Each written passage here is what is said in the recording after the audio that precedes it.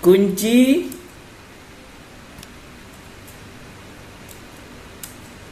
yang keenam adalah magnetis. Apa sih magnetis itu? Magnetis adalah daya tarik diri kita nih yang mampu memberi pengaruh kuat terhadap seseorang untuk mau melakukan sesuatu yang kita inginkan dengan sukarela. Ya. Bapak Ibu guru tahu Nabi Muhammad ya. Tahu Nabi Muhammad. Nabi Muhammad itu adalah ummi.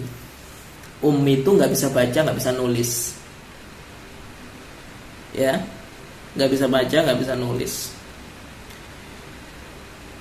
Tapi di awal dakwanya beliau itu sudah dipercaya oleh pemuka Quraisy.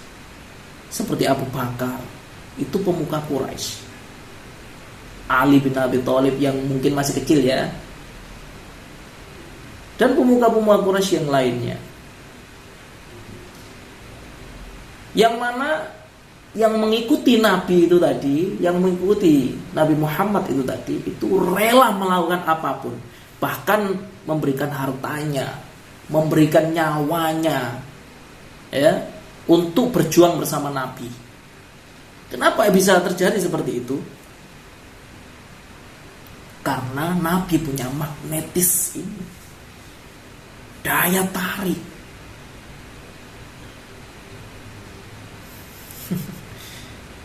Ketika Bapak Ibu guru nyantri di salah satu pondok pesantren, ya, kemudian yai Bapak Ibu guru atau bunyai Bapak Ibu guru memanggil Bapak Ibu guru, misalnya, Rosita, sini nak, bantu Bu Nyai itu bersih-bersih rumah. Gak mungkin mengatakan enggak. Pasti langsung dilakukan. Bahkan menawarkan diri, Bu Nyai barangkali panjenengan capek bisa saya pijitin, monggo. Rela melakukan apapun gitu loh untuk Bu Nyainya, untuk Pak Yainya. Mengapa seperti itu? Karena memiliki magnetis, daya tarik.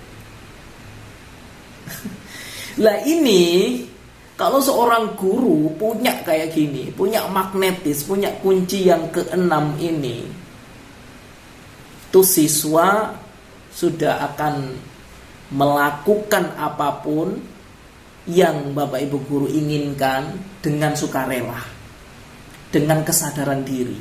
Nggak perlu diminta, nggak perlu disuruh, nggak perlu diobrak-obrak.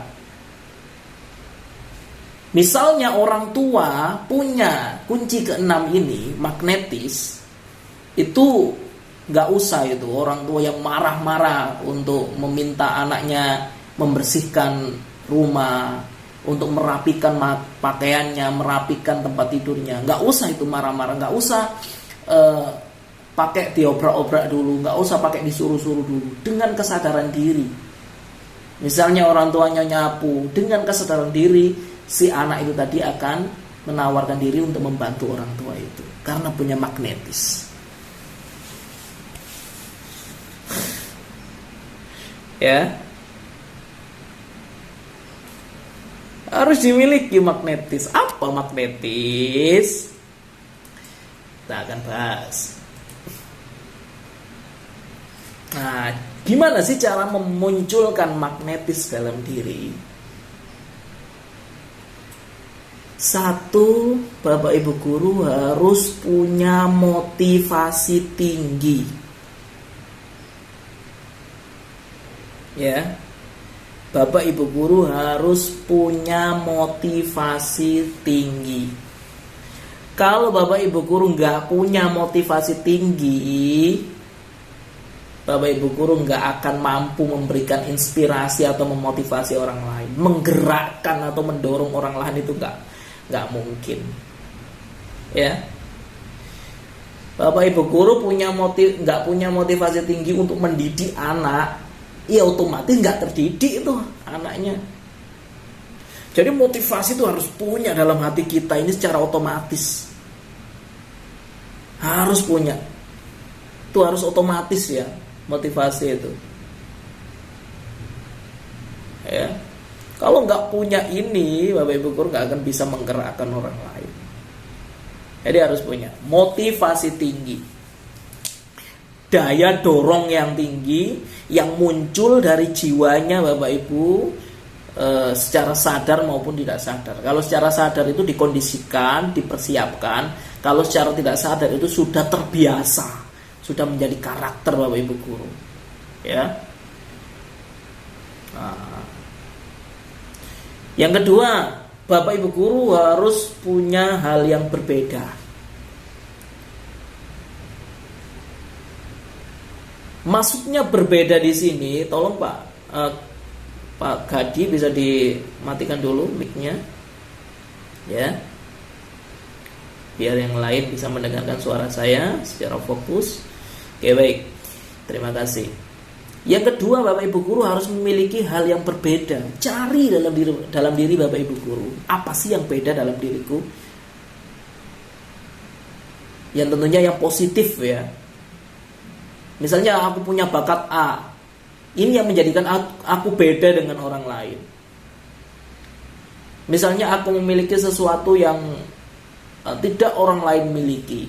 Ini kembangkan, munculkan di permukaan, tunjukkan ke orang lain sebagai branding Bapak Ibu. Kalau ini Bapak Ibu guru miliki, maka Bapak Ibu guru akan memiliki magnet. Ya. Akan memiliki daya tarik. Yang mana daya tarik itu akan menjadikan orang lain mencari-cari Bapak Ibu guru, melakukan sesuatu yang diinginkan Bapak Ibu guru. Misalnya nih, saya Cristiano Ronaldo, saya kan hebat nih bermain sepak bola, ya, bermain sepak bola. Karena bakat yang luar biasa ini, maka klub manapun itu pasti pengen merekrut Cristiano Ronaldo. Pasti. Ini siapa yang belum dimatikan ini? Pak Sarif tolong dimatikan ya. Lanjut. Berbeda. Misalnya saya tadi Cristiano Ronaldo, ya. Saya memiliki bakat yang luar biasa dalam bidang sepak bola.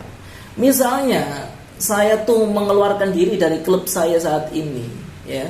Tuh nggak perlu saya mencari-cari klub yang akan mencari saya.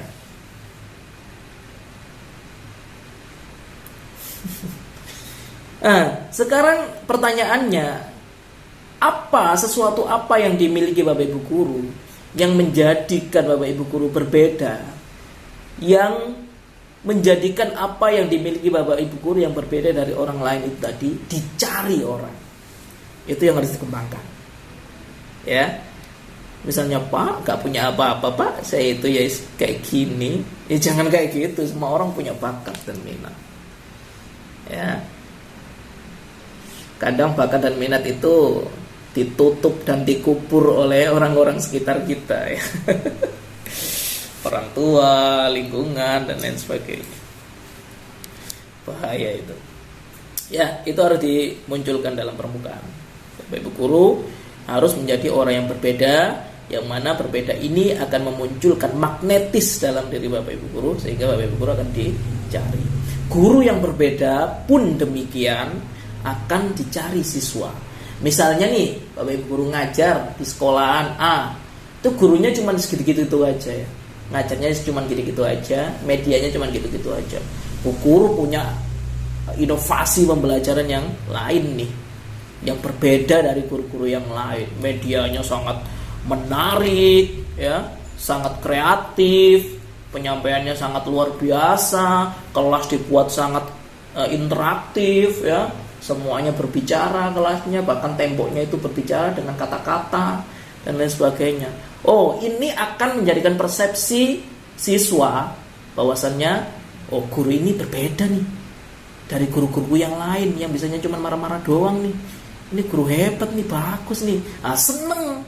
Sehingga siswa akan mencari-cari bu guru. Ketika bu guru nggak masuk, siswa akan merindukan bu guru.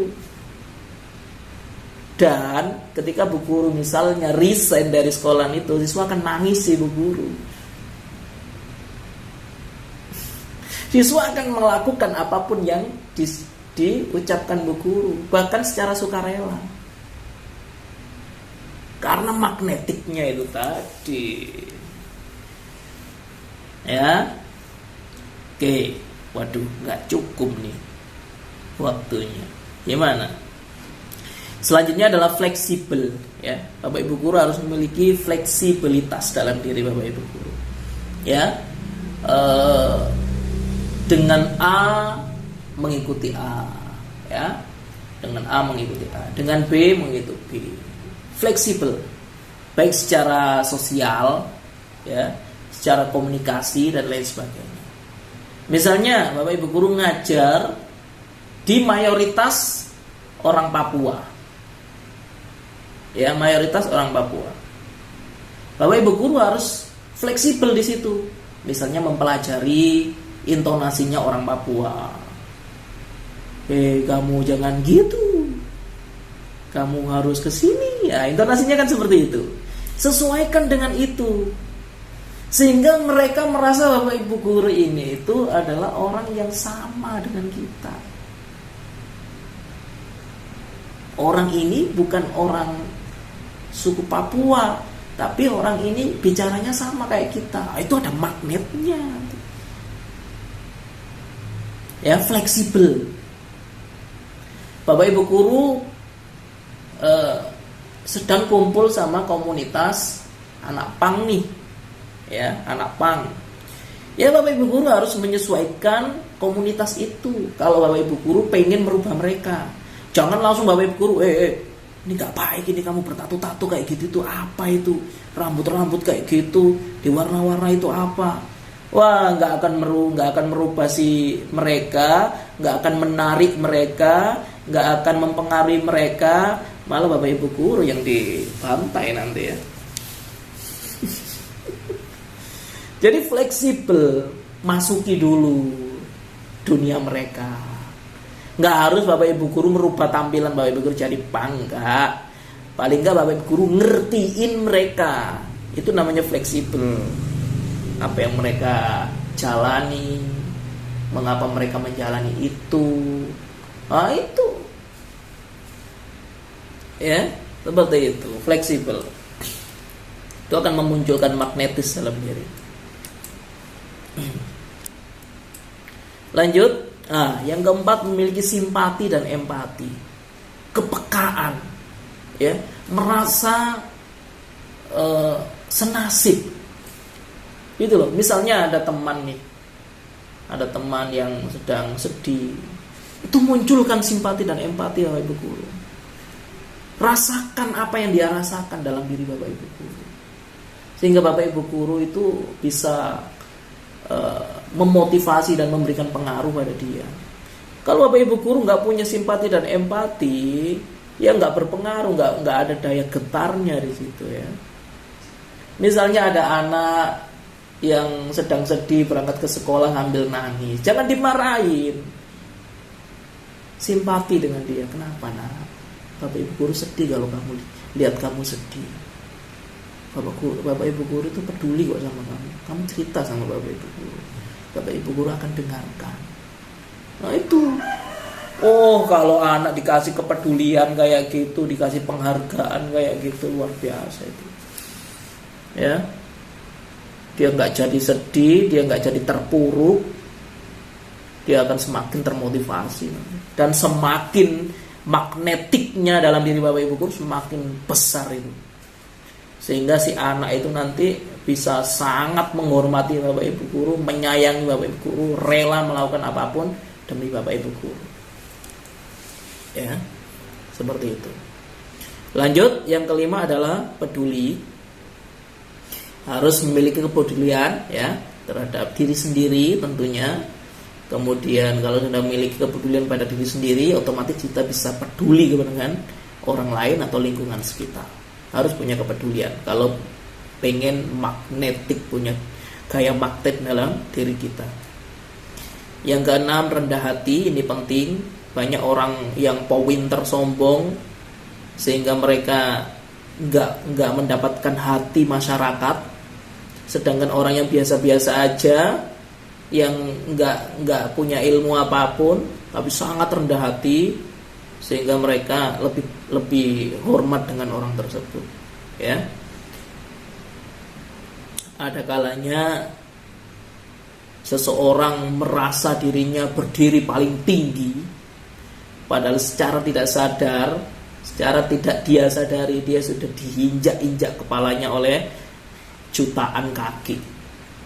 Ya, semakin kita merasa diri kita di atas apapun, itu hakikatnya kita berada di tempat yang paling bawah. Ya, makanya man tawaddo'a rafa'ahullah. Siapa yang tawadhu, yang rendah hati, akan semakin ditinggikan oleh Allah. Itu banget. Kalau Bapak Ibu guru pengen punya tempat di hati manusia, Bapak Ibu guru harus punya ini, rendah hati. Meskipun Bapak Ibu guru nggak terlalu pinter katakanlah, tapi punya rendah hati, itu akan memiliki tempat sendiri di hati orang lain. Itu konteksnya apapun, di masyarakat, di sekolah katakan. Inilah mengapa ketika kita berada di komunitas, kumpul sama teman-teman, anak yang paling rendah hati itulah yang paling disukai oleh orang lain. Dan banyak penelitian juga mengatakan, sosiometris, di mana anak yang tidak terlalu menunjukkan dirinya, ya, tidak terlalu ingin menunjukkan dirinya, itu lebih banyak diterima secara komunitas, lebih tinggi statistik sosiometrisnya. Ya, jadi rendah hati itu luar biasa, ya, luar biasa sekali. Dan ini harus dimiliki, bukan direncanakan. Oh, aku nanti akan di sini, aku rendah hati. Berarti itu bukan rendah hati, karena dikondisikan. Rendah hati itu sudah terinstall softwarenya dalam diri Bapak Ibu guru. Ya, dilatih, ya. Nggak bisa kalau kita nggak berlatih. Nah, rendah hati itu memunculkan magnet. Terus menjadi pendengar yang baik. Ya, ilmu mendengar itu susah. Ngomong itu gampang. Ngomong itu sangat gampang sekali. Berbicara itu mudah. Tapi yang susah itu adalah mendengar yang baik. Kenapa selama ini Bapak Ibu guru, orang tua gagal mendidik anak remajanya? Karena orang tua hanya memiliki ilmu berbicara, tapi nggak punya ilmu mendengar. Anak remaja itu anak yang mencari jati diri. Berbagai macam persoalan untuk pencarian data jati diri itulah yang akan dialami remaja. Mereka butuh didengarkan. Mereka butuh didengarkan. Datang dia dari sekolah, dengarkan, gimana nak sekolahnya hari ini, di SMP, di SMA, apa yang kamu alami hari ini. Itu loh bu, itu loh ya, itu loh pak, itu loh ma, saya tadi itu digodain gini-gini. Dengarkan, terbuka. Nah, ini kamu, saya ayah atau papa amanai handphone, ya, kamu papa amanai handphone, kamu gunakan sebaik-baiknya ya untuk komunikasi. Baik pak, tiap hari tanya, gimana nak, apa saja yang kamu lakukan hari ini dengan handphone barunya? Itu pak, saya buat WA dengan teman-teman dan lain sebagainya. Kamu juga WA sama orang yang kamu sukai enggak? Katakanlah seperti itu. Oh enggak pak, jangan gitu. Jadi terbuka mendengarkan, ya, itu akan menjadikan didikan kepada remaja, ya, remaja awal sampai remaja akhir itu berhasil, ya, sehingga nggak ada yang namanya emotional block, ya. Anak nggak akrab sama orang tua, anak yang berani sama orang tua itu jadi nggak ada, karena keterbukaan itu tadi, orang tuanya menjadi pendengar yang baik. Sama bisa ini juga bisa Bapak Ibu guru terapkan dalam kelas Bapak Ibu guru, meskipun itu anak-anak yang masih SD ya. Anak kelas 5, kelas 6 itu transisi mau ke masa remaja, dan itu juga perlu yang namanya kita mendengarkan keluh kesah mereka ya. Itu penting sekali untuk memunculkan magnet. Bahkan bisa juga Bapak Ibu guru terapkan dalam lingkup sosial Bapak Ibu guru, dengan teman-teman Bapak Ibu guru, dengan tetangga Bapak Ibu guru, rekan kerja Bapak Ibu guru, semuanya. Kalau Bapak Ibu guru nggak usah kebanyakan omong, mendengar saja tiap hari, dengarkan keluh kesah mereka. Aduh, misalnya nih Reza itu menerapkan ilmu mendengar ini. Setiap keluh kesahnya temannya didengarkan aja. Waduh, Reza ini bakal disukai banyak orang ini. Beneran ini magnetis banget. Ya. Magnetis banget ya. Nah itu. Yang ke-8, solutif. Bapak Ibu guru harus memiliki kemampuan menjadi problem solver ya. Harus menjadi pemecah masalah. Pemecah masalah ini harus terampil dalam disiplin keilmuan ya, kemudian manajemen emosi ya. Itu dua, itu punya ilmu, bisa mengendalikan emosi, dia akan menjadi orang-orang solutif nanti. Itu kunci yang ke-6, magnetis. Ada yang tanyakan sebelum lanjut? Terakhir